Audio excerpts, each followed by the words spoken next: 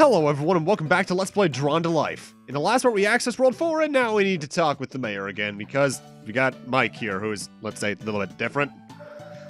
And who might you be? Some girl sent me to you? I have no idea where I am. What happened to your ears? There is nothing wrong with my ears. Why does everyone keep saying that? Well, you're welcome here. Thanks. Maybe I'll wake up soon. You found the secret door page? Let me place the page back in the Book of Life. Mike, we'll talk later about your ears. Something weird's going on there, but I don't think we're going to get an answer to that for a while. We're halfway there, Bartleby. Meet me at the secret door near the Rapo-Ville village gate. All right. So let's head on up there. Now, for some reason, I actually remember this entire last act of the game happening in a different order. I recalled the secret door page being the last page we got. Well, technically the second to last page, but you get what I mean. Ah, Bartleby, welcome. There's no going back. Wilfra is in there. Now it's up to the creator to color the secret door. And now we get to color the secret door. More or less, I just tried my best to make this thing look both fancy and yet at the same time solemn. Yellow, kind of to give it a little gold idea. Red to just kind of add to the kind of good analogous color scheme stuff there. Well, that's not technically analogous, but you know what I mean. Now, something I never quite understood is exactly how they want you to use the yellow things that I have colored down there in the center. I guess those are supposed to be the handles? And I color them about as much as such, but I think the way they technically want you to do it is to have them be two separate pieces. Find my daughter, Mari. She's supposed to help organize a village meeting. She's probably at the hidden beach again. You know, I do think you're pushing this a bit hard on her because, let's be real, at most maybe 2 weeks has passed in-game time, if even. So, you're kind of pushing this on her quickly. So you want treasure. Lots of work. Plunder be a tiring job. Maybe you can join my crew. Really? Wow, I don't know. The village is still in danger. Tis be true. I guess we'll see what happens. You can bring that fine lass of yours. Mari? Yar, that be the one. I'll be seeing you around, Rapo-Lubber. No, bad timing.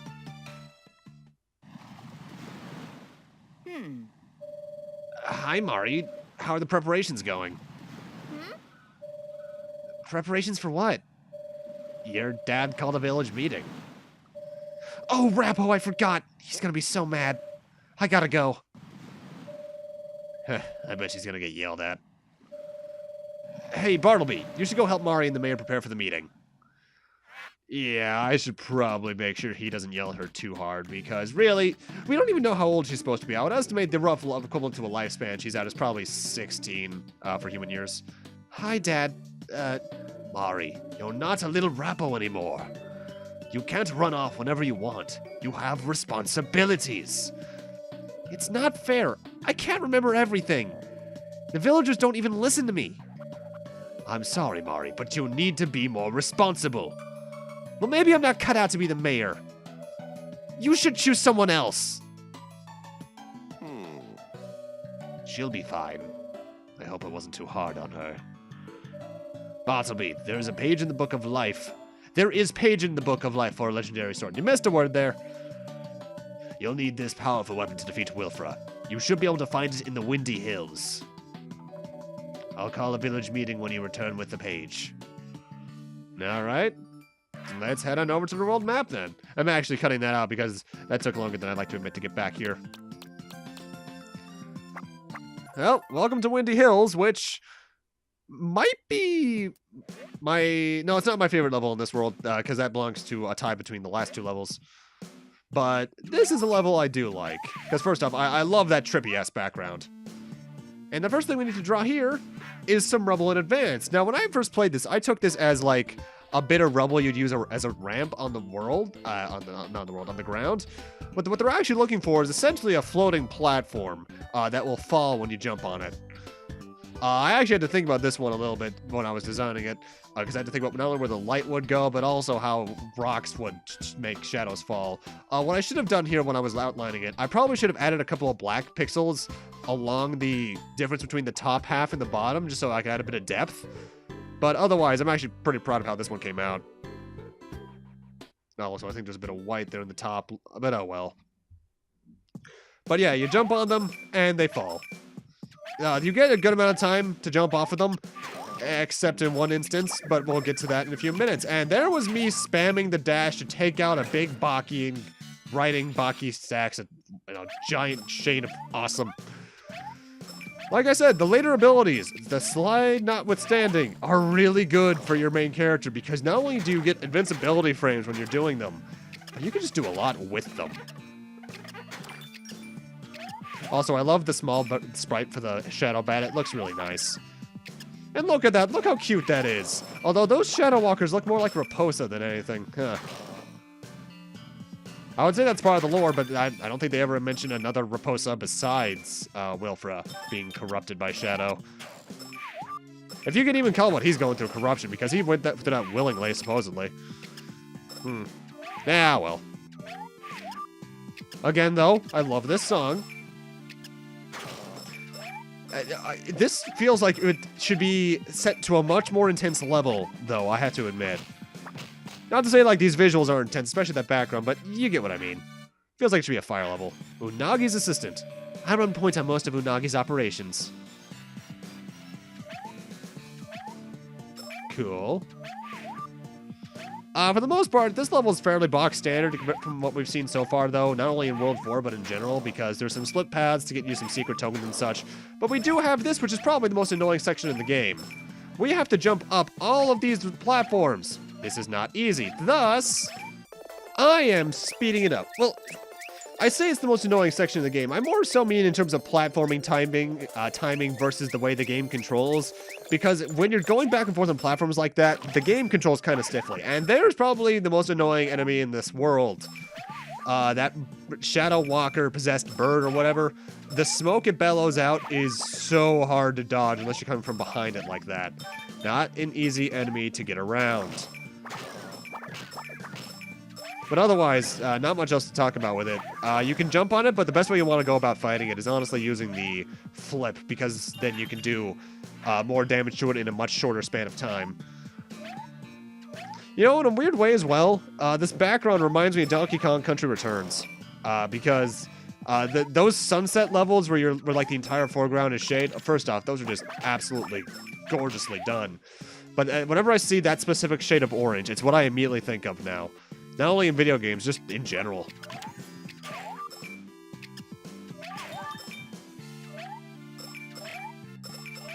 Now, at this point, the world is going to start giving us, I think, our next platforming challenge through the next easel. And is this the one I think it is? I'm losing track of these at this point. No, it's not, actually. This is essentially this world's version of the spring from World 1. You have to make a house. Thus, I'm trying to make a bouncy house. Essentially, it's just a very rubbery-looking house. I probably could have actually accentuated some rubberiness by having a bit of white on top and such like that. But if I wanted to make it like the actual houses, I probably would have done more of a uneven grid-like idea for the... what's it called? The roof. What's the term I'm looking for? Come on, Kyle. Shingles. No. Wait, no, yes, they are called that. Shingles is just also a chickenpox variation, that's right. And these are springs you actually do have to press the jump button on in order to actually jump higher. You'll still get some distance if you don't, but if you want to jump all the way to the top like you have to be either holding or just press the A button with good timing. I actually really like the spring sound effect as well for some reason. And I'm assuming you're the aforementioned Unagi. You're not a giant moray eel from Mario. The village needs a better security detail. I agree. And now we just continue on. Honestly, I think World 4, more so than any other world in the game, does a better job at incorporating earlier platforming elements. But that's just because these ones we're going to be basically seeing throughout the rest of the giant sections in World 4. Because sadly, even though I love this giant aesthetic, well, I guess not aesthetic, gimmick, we don't do it through the entirety of the world. Also, I just noticed there's like a little black bar next to Bartleby's 1 foot. How did I not notice that before? Huh. Oh well. Too late to fix it now, that's for certain.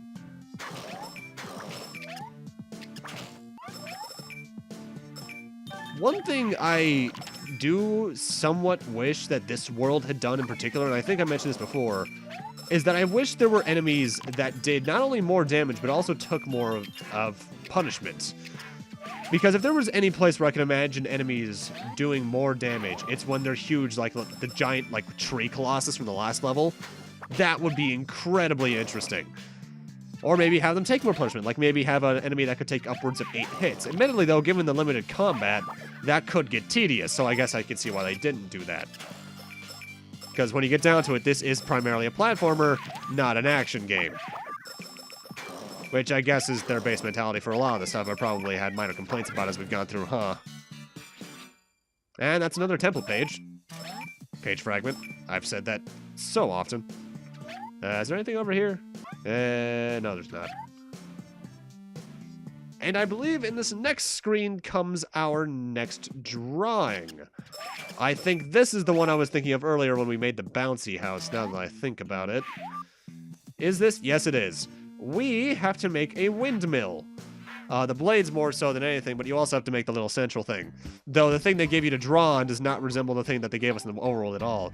This is probably around the point where I just started getting a bit shoddy with my drawings. Because not only was I so close to the end of the game, but I didn't know how to make some of these ones work. And especially when I get to the outlining, I start off really well, but then I just kind of fall apart by the, I guess, 4th or so blade. Admittedly, part of this is also burnout, because compared to some other games I've played, I did Drawn to Life in essentially 1 3-day massive attack of stages. Thus, I got a bit more burned out more quickly, I think, because I didn't have more time in between each recording. Here we all, but the windmills, I believe they almost all go one direction. And they are more or less just the gears from World 2, only they move a bit faster. On the whole, they actually don't do much different with them, aside from one climb later on in this exact level. Which is actually not as annoying a climb as the giant rubble one from earlier in this level, but it can be annoying. In fact, I think this might be it right here. Yes, it is! You have to skillfully use your control to get over the distance here and jump from windmill to windmill. The first couple aren't too bad. In fact, when you're jumping to the left, it's not too bad at all. It's when you're jumping to the right where this becomes a big pain in the ass. Because due to the fact that you're going slower because you're going against the windmill's rotation, your control alongside your speed just gets gimped, and your jump thus can be a total pain in the ass to actually make. I don't like this section. Thankfully, you can theoretically cheat and just go off earlier, but I actually have to come over here to the left, I believe, to do something. I think it's either the last Raposa, or I want to say another page fragment? I forget. Yeah, it's the last Raposa. How are you doing, Unagi's other assistant? Unagi is a tactical mastermind. Cool. And with that, we can just continue on. I think we're actually getting fairly close to the end of this stage, too, so that's good. I say I think because even though I know we're, I think, 3/4 of the way through the timestamp, I'm not exactly looking at it right now. We're back in the village for a little bit in this part, I think. Oh, look at all these enemies. But first, goo. You know, admittedly, I kind of wish, just to up the intimidation factor of this world, they could have given the Bakis more of an intimidating look, like maybe Shadow Bakis or like Night Bakis. But at the same time, they're so cute that I just don't give a shit. And even then, this game is not really meant to be intimidating as it is when you think about it, so it makes sense. I say as I flip, because it's just extraneous, and it's awesome because of that. Oh, well, here's the end of the level right here. I should have got to end it this early. But yeah, that's Windy Hills. Pretty good level. I think it has two of the more annoying platforming sections in the game, between the two giant climbs with either the windmill or the rubble. But otherwise, it's pretty box standard for World 4. More difficult, but not too much annoying going on in it. And if you look in the bottom right, you can see we are getting even more close to the end of the Rapo-Coins than you'd think. World 4 is a bit different in its layout, but we'll get more over that over the next two parts. Delicious Rapo-Coins. I actually really like the coin collection sound effect. It's just that you hear it so much. Hello, Cricket. Unagi? What are you doing here? I heard we're going after Wilfra. I'm here to beef up security. You, deploy near the village and island gate. And you, run a flank 2 pattern near the observatory. Wow, you're efficient. The security situation is just fine. Is that so, with Sasha around? I'll be running point on this operation. I need to check in with the mayor now. My assistant will brief you if we find anything. Well, you come across as kind of a dick. It's my job to protect this village. Who the Rapo does he think he is? Bartleby, what were you thinking? I liked his sunglasses. We could use the extra security, honestly. Maybe so, but he should work for under me. I'm the best investigator there is. Bartleby, go ask the mayor to put him under my watch. How about I let the mayor decide what's going on? Because he's kind of the leader around here, aside from me, because I'm the one who has to do everything. Unagi, what brings you back to the village? We're going to run the security detail until Wilfra is taken out. Did Cricket approve of that? We'll keep him in the loop. Thank you. Okay.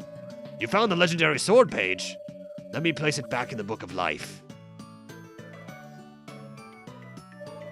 Unagi, please cooperate with Cricket. The village security is our top priority. We'll be around. I think Unagi is a bit overprotective. We're almost ready to confront Wilfra. Now it's up to the creator to draw your legendary sword. And more so than anything in this entire LP, this is fan art. Because when I was younger, I made this thing the Master Sword. This time, I'm going for a different video game sword that some people are probably already realizing what I'm doing. This actually took the longest out of anything I've had to draw on this LP. This took 12.5 minutes to draw.